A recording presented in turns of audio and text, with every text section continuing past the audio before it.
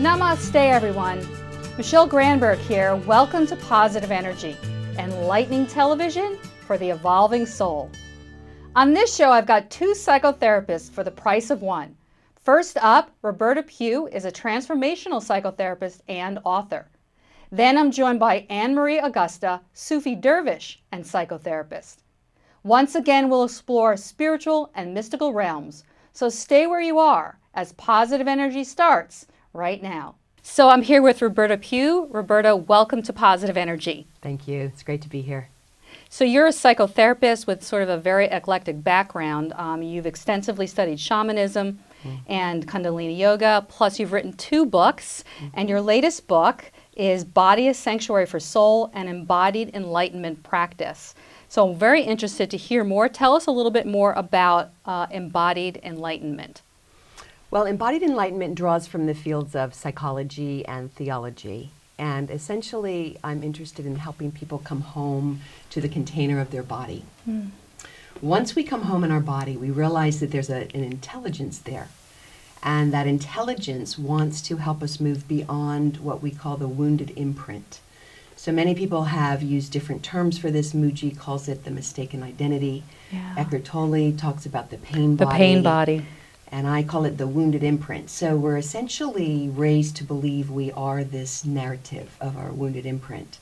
And what we learn is that there's something greater beyond that we are. And it's our soul's intelligence that actually defines that. Nice. So it's about bringing the embodiment of the soul into the container of the finite body. So infinity meeting the finite. So it's merging all of that. Yes. In sort of a sense of wholeness. I don't know why the word wholeness sort of comes to mind. Yes. As well. So talk a little bit more about the soul then, because people have a lot of definitions about the soul and what that is, but you're saying, again, there's a oneness to soul and body. Yes. And mind and emotions. Right. So how do you describe that?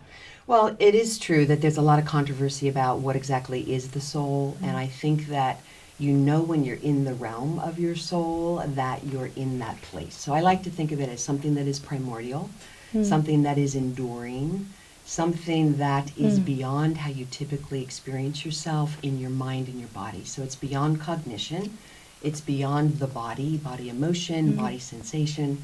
And so the soul essentially, as I write about it, is that part of you that is connected with something expansive, something universal.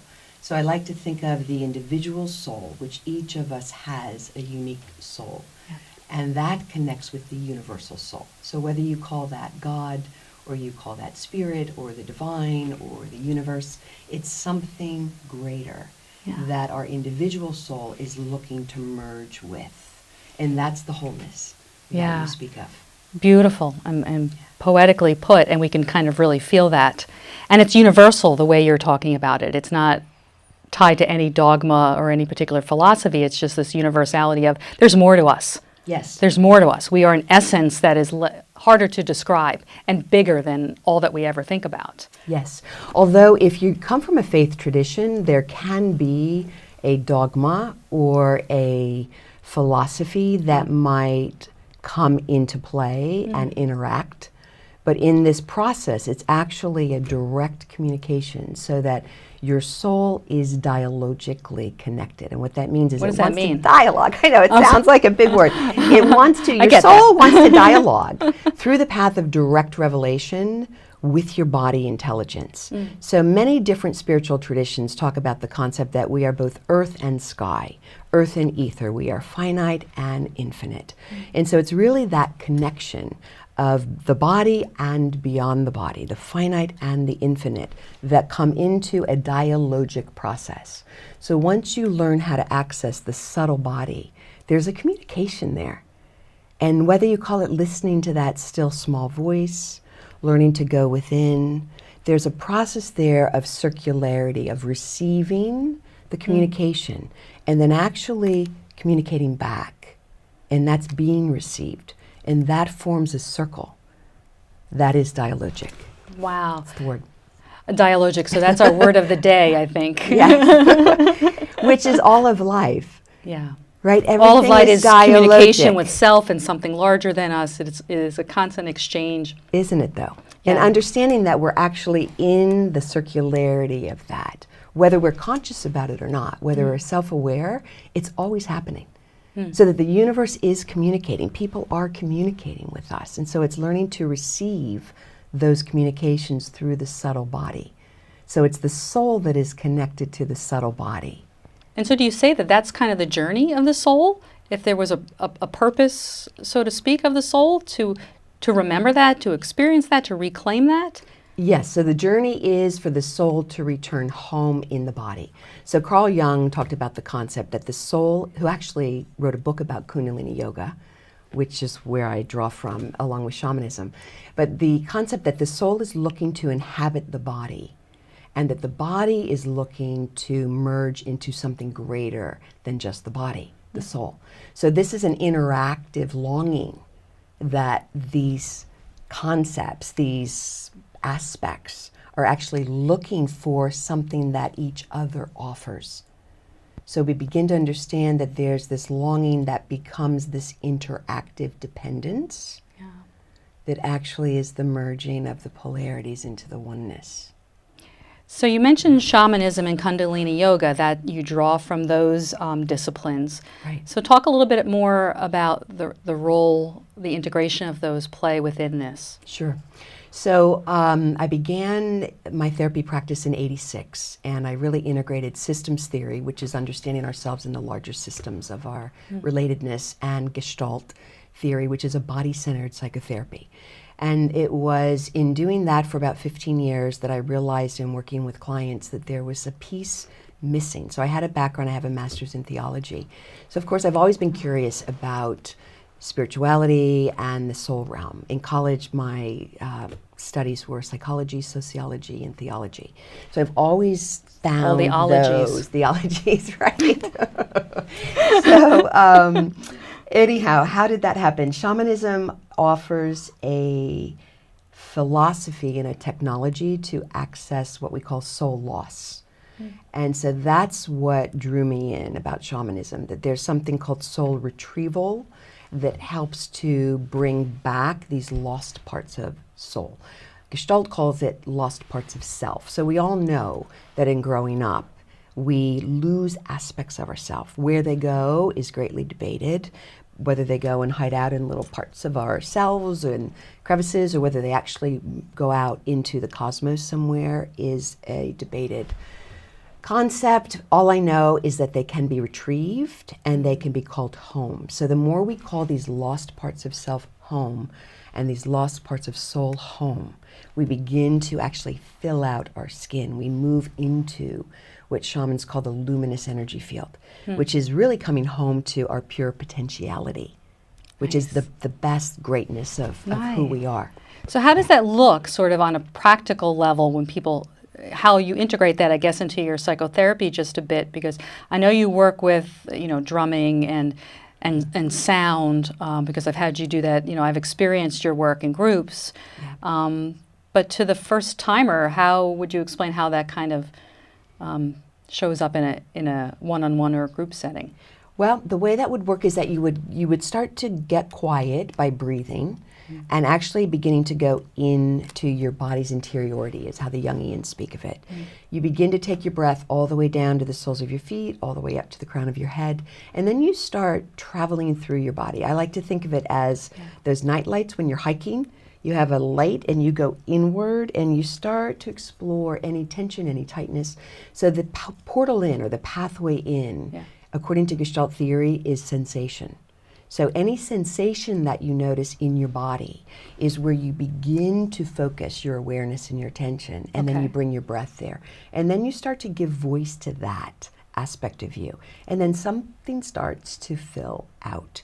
And then you begin that dialogic process. And then calling in the drum is essentially awakening the heartbeat. So all you're doing is you're trying to access that Sat Nam self, which is that soul consciousness, that expanded aspect of you. And so it's all about learning to dialogue with that inner process, what we call in phenomenology, the subjective experience. So it's not about coming outside. So in my work, I'm not reporting, you're not reporting, and I'm not analyzing. I'm actually facilitating you going inward. Got it. When you learn to go inward, you realize there's a deep conversation going on Yeah. there. So many people are focused, you're right, externally, outwardly. They think they have to Exactly. look out there or up there even for those answers, for that deep experience of themselves and who they are as a soul identity. Yeah. But it's really within, as the shamans say, and as many disciplines say, that Absolutely. helps us to connect and expand. Yes. So that must be it can be very profound, obviously, very profound work. It is profound. Yeah. Yeah. And your question earlier, you know that you're in that space because you experience yourself as pulsing in a magnanimous way. You just know that you're in the potentiality of your fullness. So there's a knowing, right? What the mystics called gnosis. There's an experience of knowing this to be true. Yeah. And that can't be Yeah, argued or debated. When you have a just- direct experience Yeah. and you feel it Yes. from your toes to the top of your head, Yeah. it changes you for life, and it does definitely awaken something in you that once awakened never goes completely dormant again. Absolutely. So I encourage people to try these kinds of practices myself because they're so directly experiential, and the drumming itself is such a catalyst Yes. for reaching those, making it possible, Absolutely. clearing out so much of the static of the mind. Well, the research shows it actually takes you into a theta brainwave activity. So Yeah. 4 beats per second actually moves you out of the monkey mind or that busy, busy brain Right. and starts to access something higher, a higher consciousness, we say. So that's a great place to start. Yeah, yeah. So anything you'd like to say just about maybe personally, you as a person, what makes you so special? What do you love from your personal life? Who is in your personal life that you love? And maybe just conclude with anything about your private practice, which is here in this Princeton area. Yes, it is. Well, of course, I love my son. So I have 2 boys who are going to be boys. 25. I'm a mom of 2 boys, 25 and 21. My oldest is studying film and my youngest is physics. So we have a lot to talk about all the time. And then I just Neat. adopted 2 St. Bernard puppies, a bonded pair. So I'm very interested in coupling is probably going to be my 3rd book and the Nice. relatedness of coupling. I do yoga. I just love Princeton. I'm going to grow old here. And my practice certainly feeds me tremendously. But I am on the cusp of something. I'm taking this work, I think, to a new next level, and that's really about soulful communities. So how do we begin to embody the characteristics of the soul? So Plato wrote a lot about the soul and the concept of right action, and that there are certain characteristics of the soul. Sincerity, embody, generosity, peace, the list goes on, there's 12. But the essence is that we can begin to live in soulful ways as community, and I'm hoping to take this work out into the global world. Yeah. Certainly in these days, I think we could use it. We need to we want to expand it out. Yes. Why keep it? Absolutely. There's definitely an urgency right now not to keep it small just within our little circles, but to really move it out into the world. Yes. So, I certainly acknowledge you for that bigger vision and for the work that you're doing privately with people and with small groups around this area and others. And I encourage people to certainly reach out to you. So Thank you. thank you very much, Roberta, for being on Positive Energy. And it's been a been joy. really a pleasure. So thank you so much. Thank you. Thank you so much to you as well.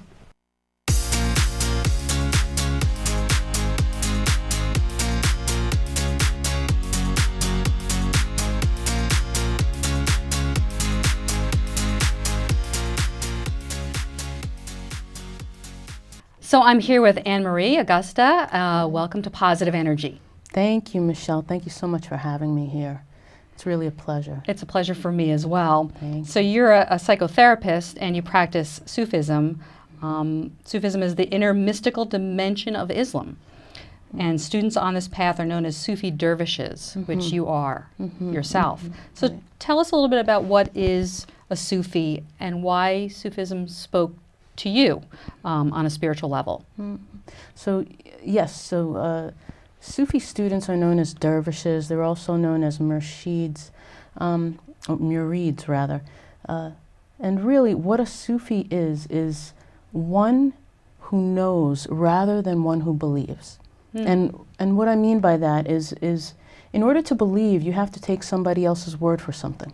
Right. So whether it's, a church or a teacher or a religious institution, and a Sufi as a mystic of Islam, is one who searches for her truth within. So a Sufi turns inward towards the heart, towards that inner stillness to find the truth. And once she finds that truth, that is what informs his life, is that truth. Yeah.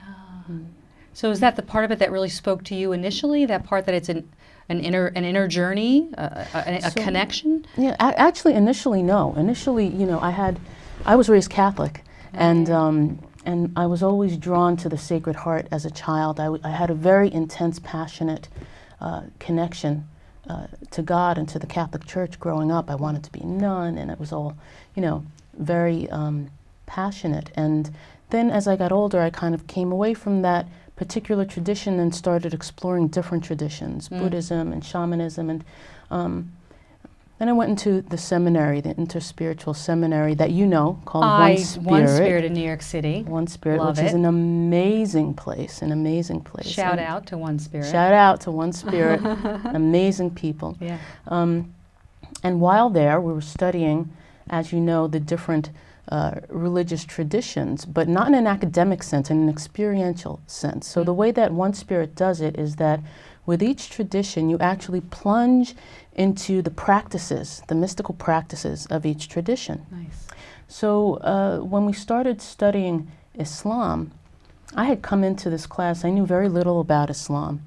And what I did know, I didn't like.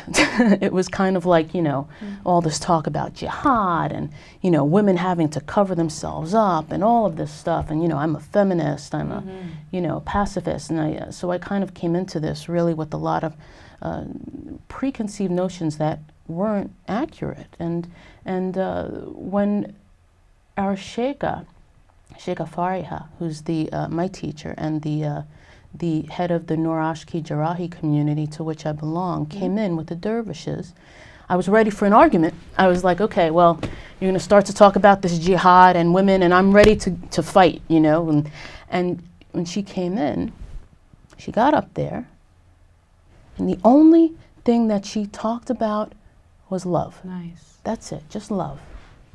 And I said, this is Sufism, this is Islam. This is not what I thought it was. It wasn't at all not bad. what I thought it was, yeah. So that, and then she brought the zikr, which is one of the central practices of Sufism. Zikr means remembrance of God. And the zikr, when it's practiced in a communal sense, involves chanting and dancing and whirling. And when she brought this ceremony to the One Spirit classroom, I left that room, I was in an altered state. It was like I floated back to the train. And that evening, during my prayer, something amazing happened. My heart just opened up the way that it did when I was a child. Nice. Often people don't know much about it, so that's why we're doing this. But one of the images they have in their mind is the Whirling Dervishes. And so you mentioned that's one of the traditional kind of key practices. And so say what the purpose is and what the experience is of whirling, and is it something that you do daily? It's a form of meditation, a form of prayer, as you said. Right, right. So the whirl is something that was said that the Prophet ﷺ did, but the one who popularized it and really gave it its form was Rumi. And Rumi, as you know, is possibly, I believe, the greatest Sufi mystic of all time. Yeah. His works, the Masnavi and Fihi Mafihi, are actually known as the highest interpretation of Quran. So if you read Rumi and you love Rumi, then you love Quran, because that's what it is. So what the practice of the whirl is, actually, there's the traditional practice, which is a Mevlevi practice. So Rumi founded the order, or the tariqah, of dervishes known as Mevlevis. The whirl is, the form is, you put your right hand up towards the heavens and your left hand down. And then you just turn. And then you turn towards your left. Now the left is the side of the body where the heart is. So everything in Sufism is oriented toward the heart. And the idea is that as you whirl, you receive the blessings from God, from Allah, and it comes through your body, through your heart, and then you spread it out to the world. Nice. And then the motion that the dervishes engage in our chanting involves putting the chin up to heaven and then down towards the heart and up again. So if we're chanting Allah, it's Allah, Allah, or La ilaha illallah, La ilaha illallah. So it's this connection. Always, everything is a connection from above to below, and there's no separation. I love that. I love that it brings everything in. It uses voice and body and motion and ritual and intention and prayer and meditation sort of all coming together in what looks like this dance, although it's much more than a dance. Yeah. So that's a really beautiful practice in terms of a traditional practice. And I'm glad that you mentioned Rumi too, because it seems like Rumi is even more well known than ever. There's so much spiritual renaissance happening, people talking about spirituality in all its forms more than ever, and Rumi's name always comes up because of his beautiful, so much speaks in his beautiful poetry, and it kind of bypasses people's, I think, misconceptions or their conditioning, because everybody can appreciate a beautiful poem, beautiful words that express love, right? Love and compassion and oneness. Yeah, so I'm sure that your life has changed then to some degree since you've sort of embraced this. I know that you also have a psychotherapy practice, and you've managed to marry those together to sort of bridge, or it's always been, or so tell me about your Sufism's relationship to your psychotherapy practice, or do you and how do you maybe integrate some of those beliefs? Yeah. So it's very interesting. I never intended for that to happen. But spirituality. I see therapy as part of the continuum of spiritual development. Do you know? Yeah. So we were talking earlier about the heart. So the heart is where you go to find truth. But before you can find the truth in your heart, you have to kind of clear away the layers that surround the heart, the corridors, our teacher calls them, the outer corridors that are filled with these, traumas and pains and sorrows and, misconceptions and anxieties, And once that's the task of the human being. That's what we come into the world to do. That's the journey, sure. So we kind of work on the heart. And everything in life is grist for that mill. So everything that happens in your life, it's said, no matter where you look, you see the face of God. So the task of the human being in this life is to look at the events of your life and interpret them according to the very highest intention, the highest thing that you can be, in order to see the hand of God in everything. So when I'm working with my clients, as with myself, we look at the events of their life in that kind of a light, and understand that the reason for coming here is transformation. Many people come into treatment thinking, oh, I'm so broken, and my life is so terrible, and why do all these things happen to me? What did I do? Why is God punishing me? Why, and this is kind of the conception, the perception that people have coming in. And once you're able to understand that these are the tools that the soul is perfected by, that the human being is refined by, then you look at your life in a completely different way. So then it becomes easier to bear those heartaches. You're able to see that when your heart is broken, that, as that teacher said, that's where the light comes in. But it's difficult to do that on your own. You need the support of somebody who understands what it's like to go through that, first of all, who also understands the different psychological processes that can get in the way and that can kind of trip you up, and also that has a completely non-judgmental and compassionate understanding of you, because without that, people become frozen by shame. So in order to bypass that, you need to be doing this work with somebody that really and truly gets you and that loves you. And can see you, the you that you're not necessarily seeing, to be a witness to that, to see you as whole, despite what you may be, where you may be, and to hold the space, really kind of hold the intention for that. So I really honor that you're bringing that into the traditional psychological world, and I think it does add more depth and dimension and more possibility and profoundness to how people can really heal. So I really honor that. Absolutely. Well, I honor it too. It doesn't come from me. Yes, through us, indeed, our work in the world. That's what we call it.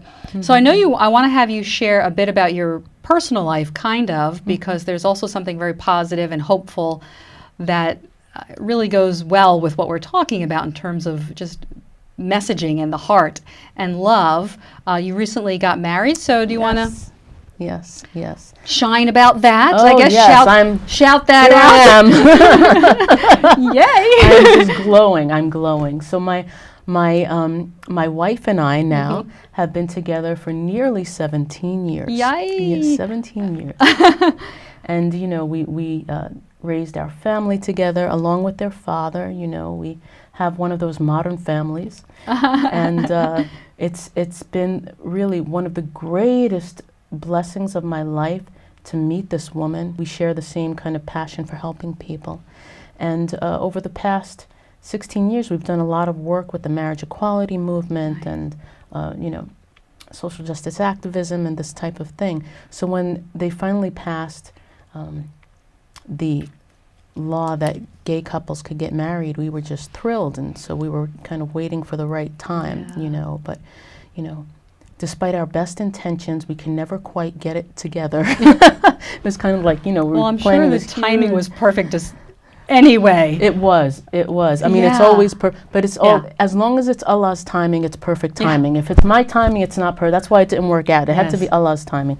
So what happened is that we were putting it off, we're planning this and all the plans and then finally, this past year, we wanted to get married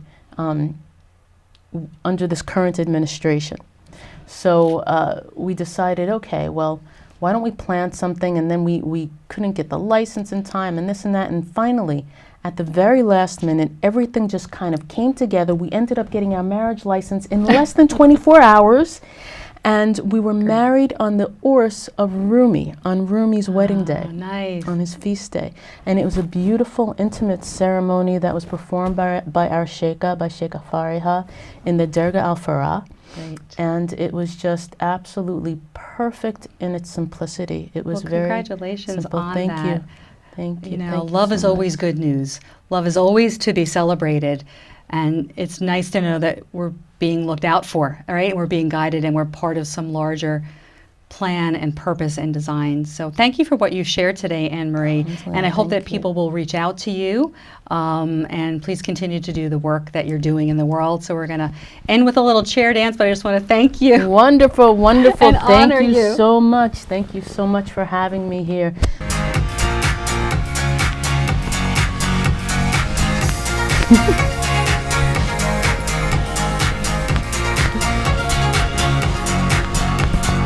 Go, girl!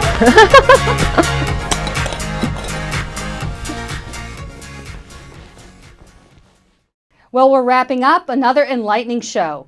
I hope you enjoyed the show and that you got something new and valuable. Remember to keep your mind positive, your heart open, your vibes positive, and be kind to one another. Thank you for watching. Join me next time on Positive Energy.